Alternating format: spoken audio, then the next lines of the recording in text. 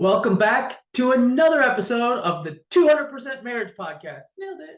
Nice work. First try. Thank you. Last week, we talked about how we are reading the book, The 200% Marriage, and we talked about the cover and the testes and the table of contents and all the things leading up to, and the foreword.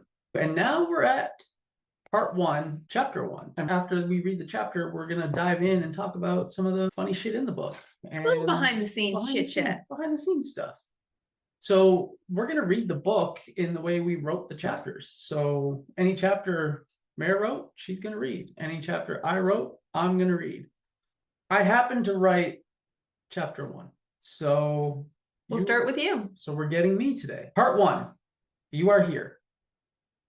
You got to go down a lot of wrong roads to find the right one. Bob Parso. Chapter 1. What the fuck are we doing here? I may not have gone where I intended to go, but I think I have ended up where I needed to be. Douglas Adams. Congratulations, you made it to page 1. That's a big milestone.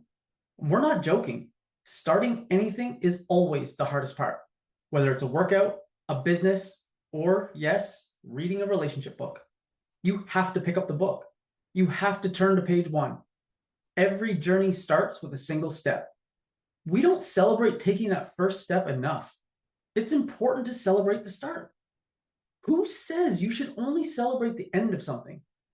You don't get to the end without starting. And you, my friend, have officially started. That is our first celebration together, but it won't be our last.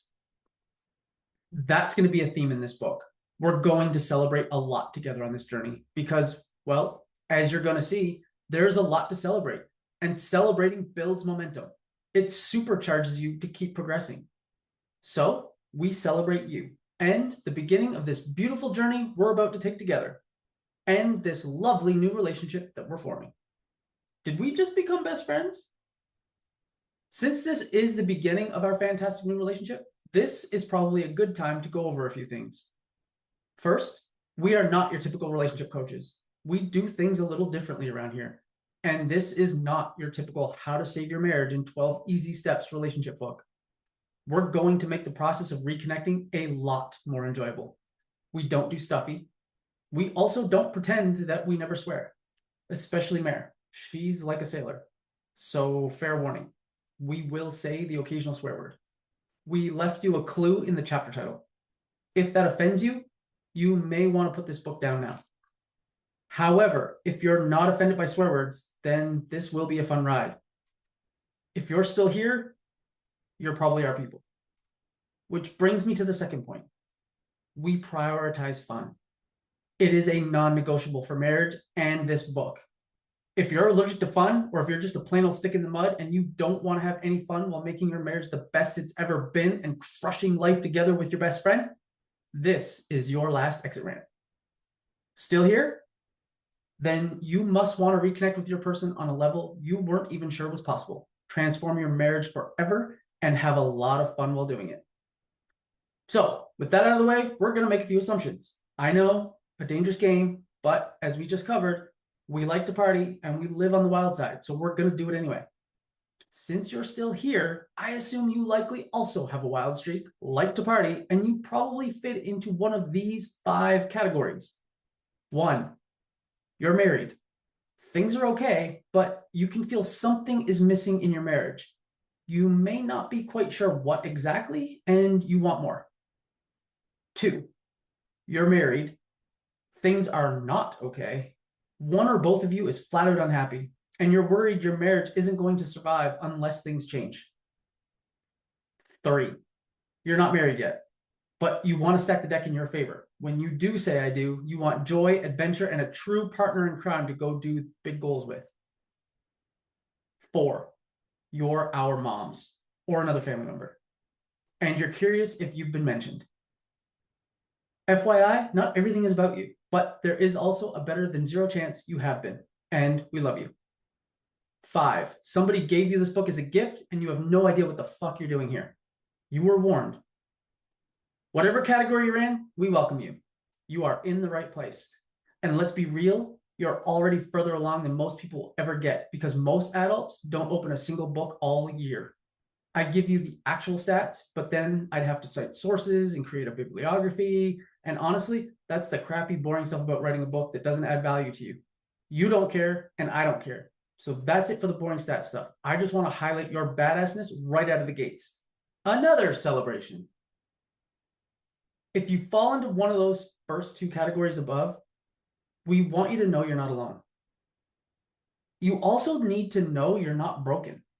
Most of us aren't taught this relationship stuff in school, but hey, at least they hammered home the difference between an obtuse and an isosceles triangle. Super handy life skill. And you probably weren't taught this stuff at home either. If you did grow up with role models who knocked this relationship thing out of the park, congratulations, you hit the jackpot. Hug your parents immediately. Better yet, hug them regardless if they're still around. They probably deserve it. But if your experience was like ours, your parents were winging it, just like their parents before them, white knuckling their way through till death do us part. No shame in that. It just means you get to write a new script. That's where we come in.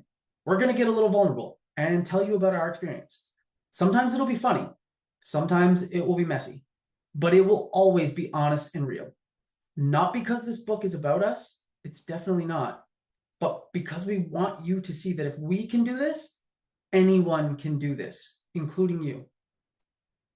You should also know there are two of us writing this thing. We tried to make it obvious by including both our names on the front cover. You're going to hear both of our stories. You're going to hear both of our voices. We're going to be switching back and forth when it's appropriate.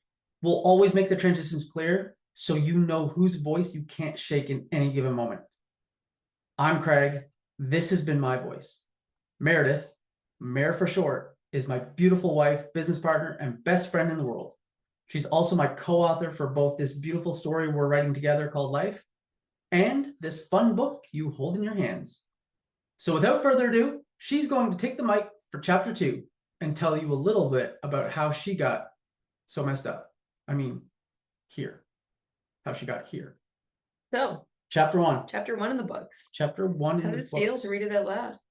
Good. I think it's a strong opening. I think it sets the tone that we're doing things a little differently. Mhm. And I think that is woven throughout this book. I'm cool with the opening chapter. I think it really does set a tone. I think it sets a tone too. And every time I read it, every time I hear it, it brings me back to Big White, the mountain on Big White, where we wrote it.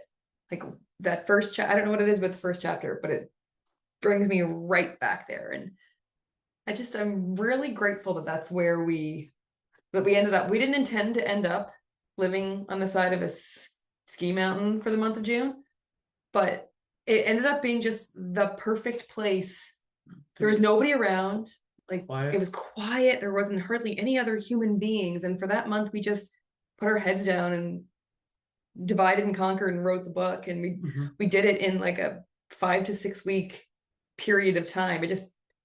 It just came out of us. Yeah. Like more easily, more quickly, more, I don't want to say effortlessly, because obviously it was work, but it just spilled out. It felt like it was there, just ready to come out. So the writing of it was fun. Well, and we learned a quote as we were writing the book is no book is due before its time. And I think the fact that we were so ready to let the words come out of us into the computer, I think it's just a testament to how it was the right time to write the book. And it just kind of flowed out of us. And it's funny, when I wrote this chapter, I just started writing. I didn't really know exactly where it was going to go. Kind of like Michael Scott, you started the sentence not knowing how it was going to end. Yeah, it was kind of like, I don't know where this is going to go, but I do want to set the intention and the tone that this book is going to be different, because we knew we wanted to write a relationship book that was more entertaining and more fun than your average relationship book. More like us. Yeah, like, and yeah, that's the thing. We wanted it to be very, very in tune with us and set that expectation up front to the reader of, you've just picked up a relationship book. I don't know what you thought you were getting, but there's going to be some swearing. There's going to be some fun had here. So that's not what you're looking for. Go find another book.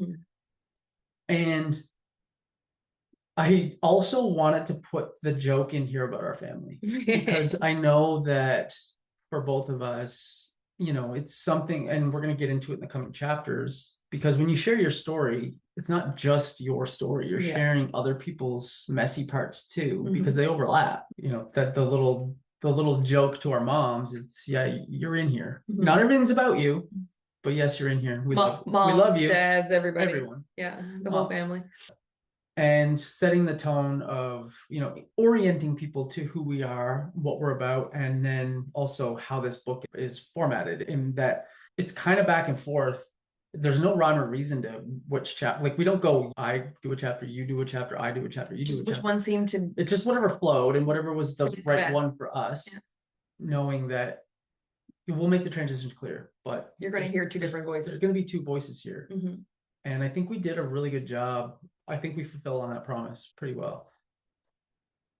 The process of writing it was fun and interesting for us. I think that part was smooth and easy, and it was exciting. I think when it got less exciting and more sort of like gritty and the rubber hit the road was the editing and the formatting, and the sort of less glorious. There's less glory in those pieces, but we did them, and it was a huge learning for us. But the actual writing, I'm really proud of how we approached it with fun and enjoyment, and therefore it seemed to flow quite easily with fun and enjoyment. So the whole writing the book, I'm really proud of how that happened. And we set the tone for a joke we're going to see throughout, not to ruin it or anything, but yeah, there's a thread woven throughout. We wanted to start the joke in the first chapter and carry it kind of through the entire book, all the way to the very, very end of the book, like literally the last page. And then acknowledging that this is hard. Relationships are hard, but we're not taught this stuff, and it's not your fault. There's no shame in that. Where you are. There's no shame in that, any of it. That, recognizing that we don't know what we don't know, but doing the work to figure out how to move the needle and make it better for ourselves. And that's what it's all about. And that's what this book is all about. And that's another reason that we made the book fun and funny, is you're more likely to lean in and continue to read it and continue doing the work if you're actually enjoying the process. Yeah, that was chapter 1. Next week, we are going into chapter 2, and Mare's going to take the mic and tell her story. Don't you dare settle for fine. We'll see you next week. Bye.